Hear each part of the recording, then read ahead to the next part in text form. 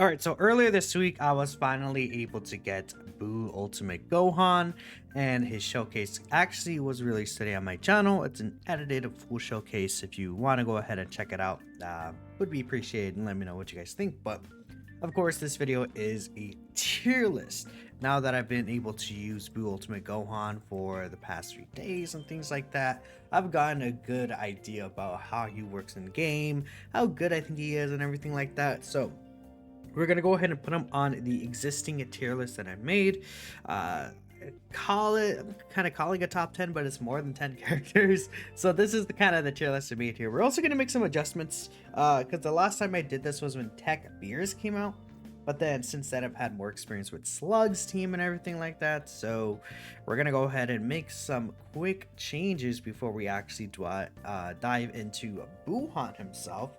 Buuhan specifically doesn't make any big changes to this list. I guess I could include physical Kid Buu into here. I think you could throw physical Kid Buu into here. In fact, we'll go ahead and just snag him real quick because I think physical Kid Buu could be a pretty decent option on Super Buu's team. I personally didn't really run him too much, and again, this is of course just TURs, including Easy A, Super Easy A. So there we go. Into Ultimate Gohan probably will have his own update if I think he fits this list, which I think he will. But he still comes out in a few days, so we're gonna have to wait and see when that is all gonna happen. I think that's tomorrow, but still, I want to push this out today. So, in terms of the changes I'm gonna make, I'm actually moving the Heroes Blue Goku up here. Oh wait, I'm moving the Heroes Blue Goku up here, and then I think I'm gonna move TEQ Super Saiyan Vegeta above TEQ Gohan. Now, the reason for this is I think that this guy, you know, the more I actually used him and saw gameplay of him, you know, from other creators and things like that, I decided that I think this character fits the game better right now than TEQ Vegeta and TEQ Gohan. Because two of the, at least in my opinion, two of the hard fights that are right now are the Gogeta and Janemba fight.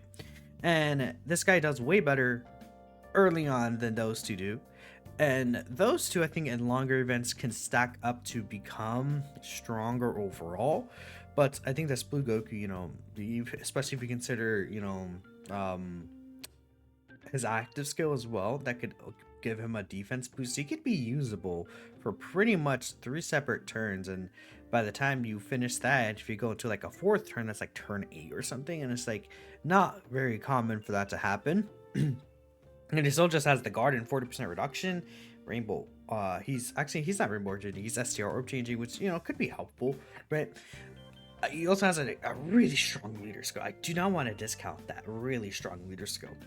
And I'm moving TEQ Vegeta above TEQ Gohan, I think, just because I kind of feel like TEQ Gohan is not in the best spot when in terms of teams and links or like partners, which is kind of funny. It's like all 3 of those things he's still really good and able to be brute forced, I think.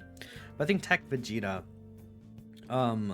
being on that Super Saiyan team could really help him. So that's kind of the idea between this change here. I could see myself slide TEQ Gohan up if, you know, we get like another really good partner for him or team for him. I could see that.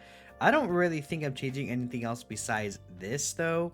When I initially, not this. When I initially used Bojack, I was like, yeah, I think that that Bojack, I felt he was better than Frieza in terms of his performance, but I think there's just so much you have to put into setting Bojack up with the team, and it just feels so much more free to use Frieza, right?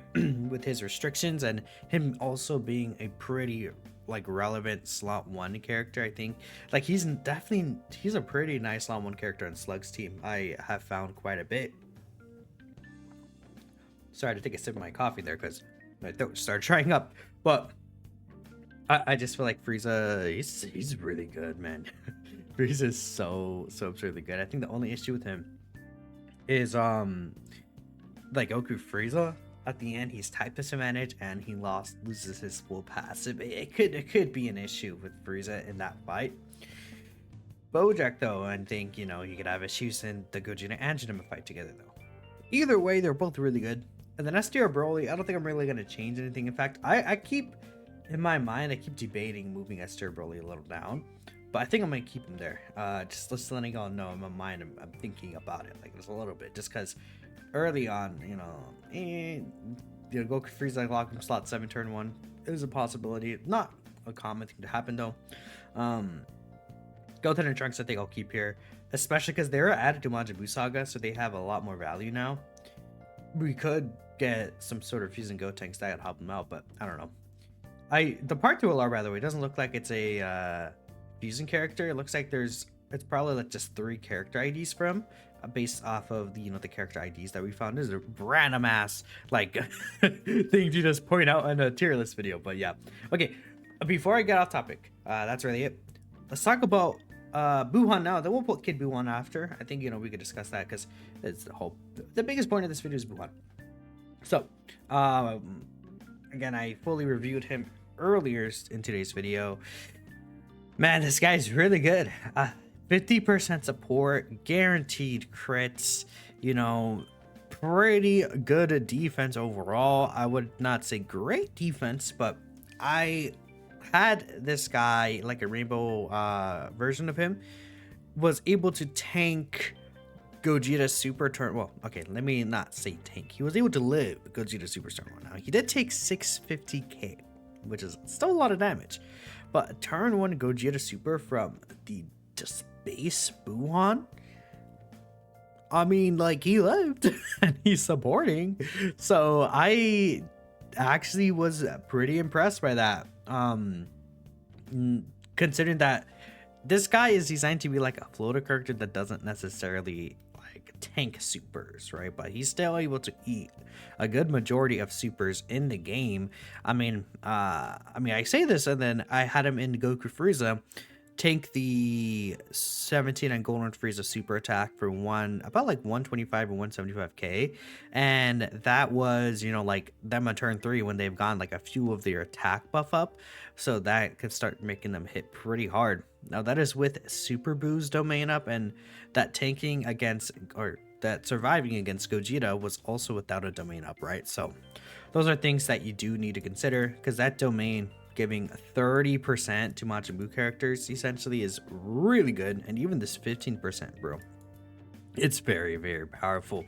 It's huge. And I mean, Super Buu, I like, this guy's good. He just like, he does not die, I feel like, in most situations, especially if you do throw in Mr. Buu on the team, which I feel like is a solid floating character, double rainbow orb changer.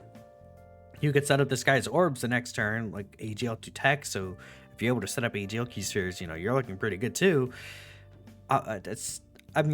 Multiple turns. I think the lowest amount of key spheres I got for this guy is like, but not purposefully like nerfing the amount of key spheres I get, it's probably like 6, right? And he needs 6 key spheres to launch a guaranteed additional super. This helps him just demolish Gogeta, which is really funny. He heals too. Again, he's supporting. Starting off doesn't really hit that hard, but once he gets these stacks in, and they also carry over to Buuhan, like it's pretty powerful. So they also a great leader scope by their transformation boost. It just by itself is huge. I think the only issue with him is power absorption is not really that great. I thought this would be a celebration that buffs power absorption. Apparently not. We're just getting Majin Buu Saga characters. So whatever, man. It is what it is. If in Buuhan gets in super easy, that'd be cool. But I don't know. I don't really know how I feel necessarily. I guess if you have full power absorption, or at least majority power absorption, the thing is you'll have one of the Buu Ultimate Gohans become Super Buu. And in that case, it's not going to be an issue, because, you only have 2 Buuhans, and it's like, oh, well, you usually always have just 2 Buuhans anyways, right? Does that make sense? I think that makes sense. So we'll see. We'll see what happens. He could also be really good on demonic power still, Slug Steam. So, I think he's top of Z. I mean, okay. So, I think I have to compare him directly to Beerus. The thing about Beerus is also a slot 1 character that's supporting, but he has the rage mode. I think the rage mode is, again, very important. Being able to cancel those enemy supers are very important. What I would say on top of that, though, is, Beerus canceling the super could affect the other characters in the slot, like slot 2 and slot 3, more than Super Buu just providing the support when he's in his Super Buu form. 100%. But I think everything else Buu is doing just is a net gain. Like, even though he doesn't have enemy super attack cancellation, he's still healing. He's still just doing way more damage. He's tankier. In every avenue, even link set. I mean, look at this amazing link set for villains: big bad bosses, metamorphosis, fear and faith, shocking speed, and then, you know, these two Majin links. There's some pretty good Majin Buu characters right now. He does have the high chance to stun too. Again, if you think about Bulma, I guess I feel like this team is not really that great against Bulma though. You would want like at least one more Rainbow Orb Changer potentially, but I mean, Super Buu is crazy, man. It's actually like really good to see how good this guy is. Yeah, I feel like right now, neither of them will run into issues. But if we think about like how strong they are defensively, I'm not necessarily thinking about future content 100%, but you know, we could consider 10th anniversaries upcoming. There will likely be power creep. How strong that is, I don't know. Maybe both of them become irrelevant by the time the 10th anniversary comes, and it's just a whole game reset. I don't know though, because I think, you know, if you can get Super Buu turn 1, he's he's crazy. He's tankier than Beerus 100%. Just the numbers I've seen. Beerus still could take Gogeta Super for like 200-ish K. Not this guy. This guy is double digit tanking. Goku Frieza Super under 50% HP. He takes Goku Frieza Super for like what, 77k. Beerus is still taking like 600k damage, right? Even with this passive. So that plus the stronger support, even though it's not like quote unquote universal support like Beerus, you know, he is just supporting extreme and super class allies. It's different. Yeah, and there's no HP restriction with this guy either. So, well, I guess there is this, but I hardly find this an issue with the amount of healing this team has, especially because it's when he receives an attack. It's not start of turn, unlike Beerus. If it was start of turn, it could be an issue, but like, you think about all these characters healing, and then you think about metamorphosis as well. There's a lot of metamorphosis going around on this team. I mean, just take a look here. Buu Ultimate Gohan, Super Janemba, Buu Gotenks. Obviously, I think Int Buu actually does not have this link, unfortunately, but Int Buu has tons of healing on his own, so I don't think the Majin Link heals. No, that's fine though. Yeah, I mean, I don't he's just doing a lot.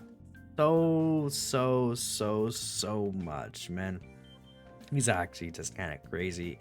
I would say he's definitely best TUR, especially because the thing about this guy compared to even Slug, like if you're comparing these two, this guy is basically just slot oneing turn 1 with the multiplicative support.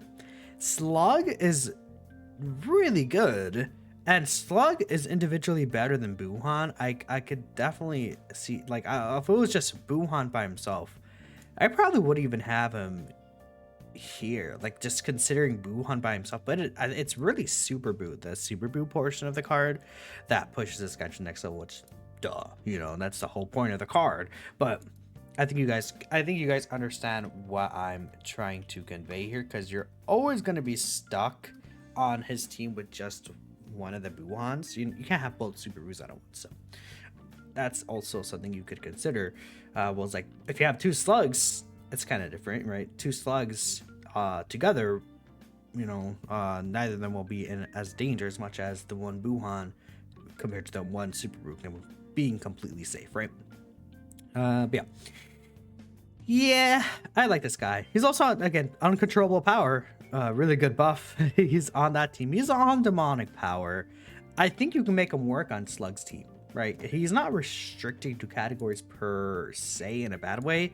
He doesn't want transformation boost or power absorption, but Again, on Slug's power, not Slug's power, Slug's team, we have Lord Slug himself, right? Obviously, actually no, Lord Slug is not transformation boost. My bad. Yeah, physical Janemba, which is not demonic power, but physical Janemba does fit Lord Slug's team. Movie bosses, we could run. I guess are any of these two on those teams? I don't think is Few might be on transformation boost. He is. Like if you're running Few, he's on transformation boost. You just need a character on rotation that would fit transformation boost.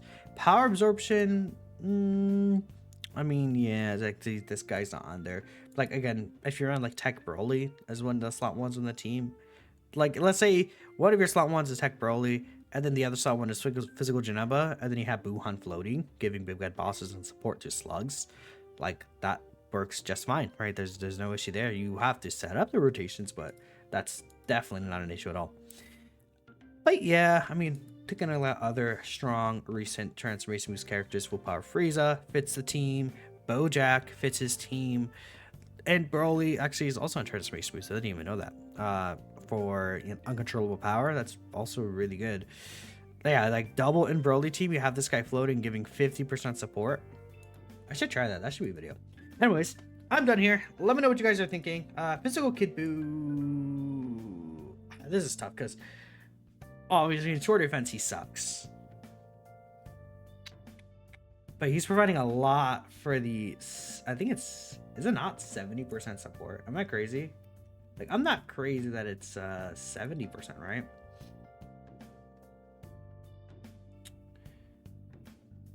Let's see, 50%, and then yeah, 70% for extreme class specifically. But I mean, yeah, you're running them on villain teams.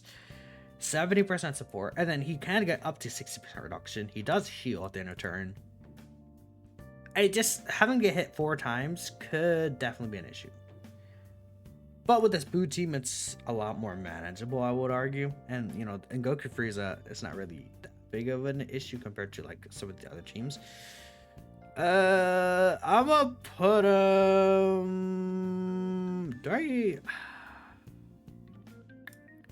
I don't know. I feel like he does deserve to be in this S plus tier compared to the S tier.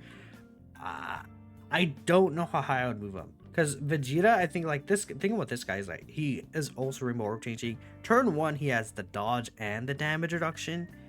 Like I think he's a lot more manageable and workaroundable than Kid Buu. We'll see. Maybe let me know what you guys think, and I'll look at the comments and take some opinions. Maybe physical Kid Buu is just like kind of a weird character to rank because of that, right? But yeah, thanks all for watching, and I'll catch you all in the next video. Peace out.